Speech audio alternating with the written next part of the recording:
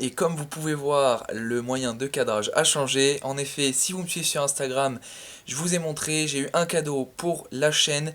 C'est tout simplement un pied, en fait un trépied avec des LED et un micro. Bon là, vous n'aurez pas le micro parce que c'est sur le caméscope, mais sur certaines vidéos, la qualité son sera encore meilleure. J'espère que ça vous plaira. Dites-moi si vous voyez une différence dans les commentaires. J'espère que ça sera sympa pour vous. Cette vidéo, elle est dédiée aux nouveaux arrivants parce qu'on a beaucoup de nouveaux arrivants sur la chaîne et sur Instagram. D'ailleurs, je vous en remercie. Et donc, c'est une vidéo pour vous présenter les avancements et tout mon élevage. Donc, vous montrer toutes les espèces que j'ai et tout simplement vous dire de vous abonner si ce n'est pas déjà fait, mettre la petite cloche, le partage, le j'aime. On se retrouve tout de suite pour la suite. Top. Voilà les gars, donc on se retrouve devant mon étagère, bon ça c'est les affaires scolaires, donc les deux premières étagères qui sont consacrées donc à mes élevages. Donc ici on a le coin fourmi, là on a mon petit serpent, je sais pas si vous allez réussir à bien le voir, je crois qu'il est dans sa cachette. Oui voilà, il est caché le loulou. Ensuite, là donc mes nids de fourmis, donc Camponotus nicobarensis, Crématogaster scutellaris, regardez juste là.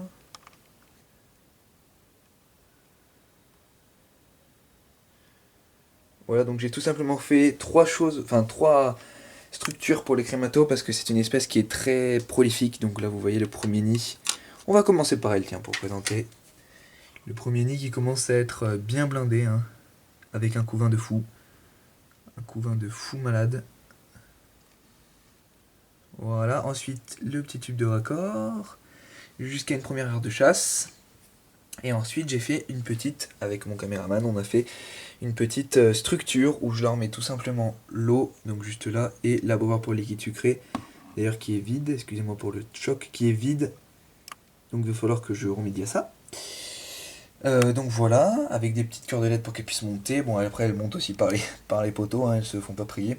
Et ensuite deuxième petit tube parce qu'elle commence à être trop serrée. Tac tac tac tac tac. Avec une deuxième aire de chasse, donc un nid building de chez Fourmium où elles sont plutôt bien, vous voyez, il y en a beaucoup.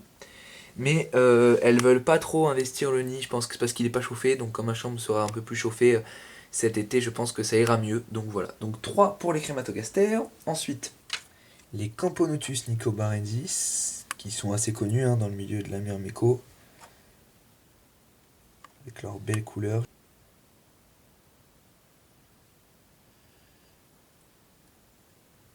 Donc c'est une colonie qui a un tout petit peu moins d'1 an il me semble. C'est vraiment une explosion qui est folle.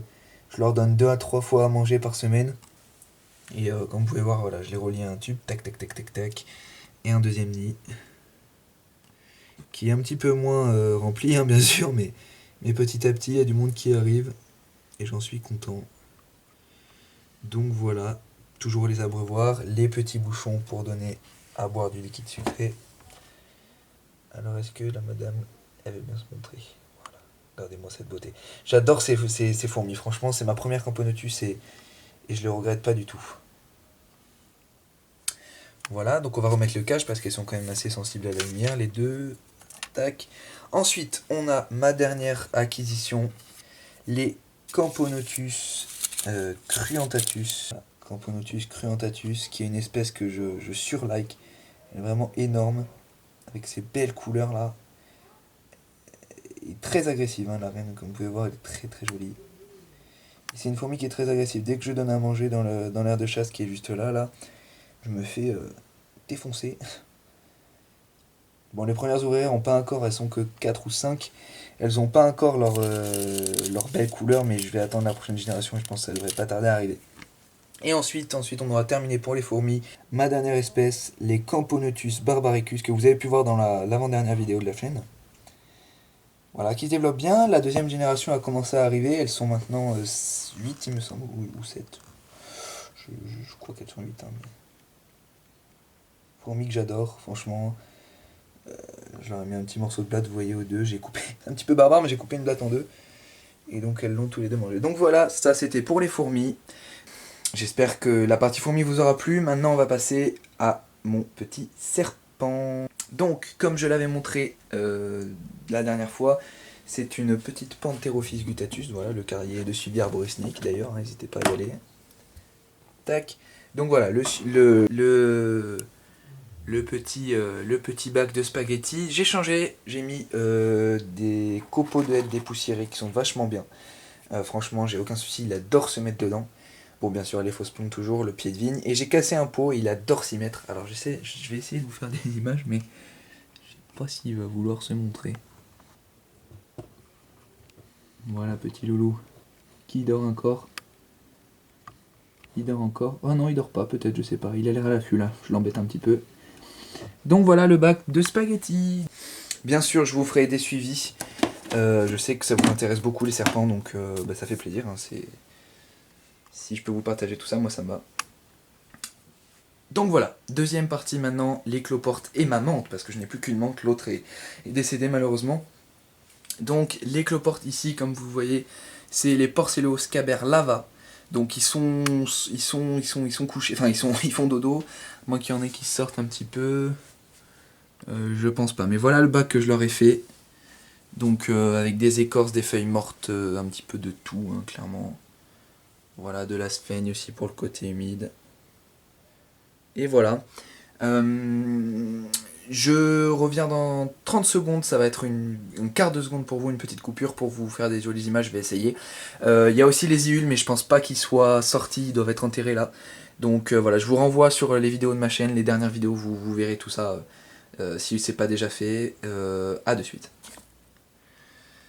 Et voilà les amis, on se retrouve pour vous faire des belles images comme promis des Porcello Scaber Lava. Donc des magnifiques petits Porcello orange et noir, celui-là c'est vraiment mon préf, il est très très beau. En plus ils m'ont fait masse de bébés là, j'ai plein de bébés qui arrivent. Donc voilà, les amateurs de cloportes sont aussi appréciés sur la chaîne et trouveront aussi leur bonheur. Donc si ça vous intéresse, n'hésitez pas à mettre un petit pouce bleu, à vous abonner si ce n'est pas déjà fait. Et dites-moi dans les commentaires si plus de suivi vous intéresserait. Voilà. On se retrouve de suite pour le prochain bac de mes Laevis d'Erico. Et voilà donc le bac des Laevis d'Erico qui est déjà un petit peu plus le bazar. Hein. C'est un petit peu plus le bazar. Il y a déjà beaucoup plus de monde comme vous pouvez voir. Voilà. Là il y a du monde avec plein de colamboles. Voilà. Donc c'est vraiment ma première espèce de cloporte que j'ai eue. Gros fan de cette espèce. Vraiment super intéressante, des couleurs qui sont quand même pas dégueu franchement, et puis des conditions qui sont vraiment très très faciles, hein. Franchement les amateurs, si vous hésitez à vous lancer, là il n'y a rien du tout, n'hésitez pas franchement, commencez avec cette espèce là. En un mois j'ai eu déjà des bébés alors que j'avais commencé avec 10, donc franchement c'est pour vous dire. Et puis voilà quoi, on peut vraiment s'amuser avec cette espèce, c'est vraiment fou. D'ailleurs j'en vends, donc là j'ai un peu stoppé parce que j'en ai un peu moins, mais dès que les bébés les reproductions auront repris, j'en vends, donc n'hésitez pas à venir me voir sur Instagram si vous voulez commencer et vous faire plaisir avec des magnifiques cloportes. Voilà, on se retrouve pour ma menthe et on finira par la suite avec le meilleur pour la fin. Restez jusqu'au bout. Et donc voilà, comme prévu, petite Philocrania paradoxa, donc ma menthe, que vous avez pu voir si vous êtes abonné déjà depuis de nombreuses fois sur la chaîne. Elle est devenue adulte, elle est vraiment magnifique, elle commence à être pas mal hein, par rapport à un pouce, vous voyez quand même. Elle mange super bien, elle est très très vorace, elle est maintenue dans un bac Mantis Passion, donc avec un petit potos et pas mal de branches. Là j'avais mis une fausse plante mais j'ai enlevé pour que le potos puisse se développer tranquillement. Alors attendez. Voilà ma petite louloute. Trop fan. Bon, je vous laisse, on va finir sur la fin avec mon petit loulou, celui pour qui peut-être vous êtes là, mon petit Casimir, à de suite. Et voilà donc Casimir, mon petit cœur, mon premier reptile, mon partenaire depuis maintenant presque 2 ans. Donc un petit gecko léopard, tangerine, carotte telle perche trompeur. Il me semble que c'est tout. De chez un jeton gecko, donc vraiment magnifique. En plus, vous avez de la chance, il vient de muer. Donc voilà. Sur ce, j'espère que cette vidéo vous aura plu. Je vous laisse avec quelques petites séquences en musique. Abonnez-vous, lâchez le like et partagez à fond la chaîne si c'est pas déjà fait. tous les amateurs de NAC seront acceptés sur la chaîne. Vous trouverez votre bonheur, qu'importe le milieu dans lequel vous êtes. Donc j'espère que ça vous aura plu. Et je vous dis peace les potes. À bientôt pour de nouvelles aventures.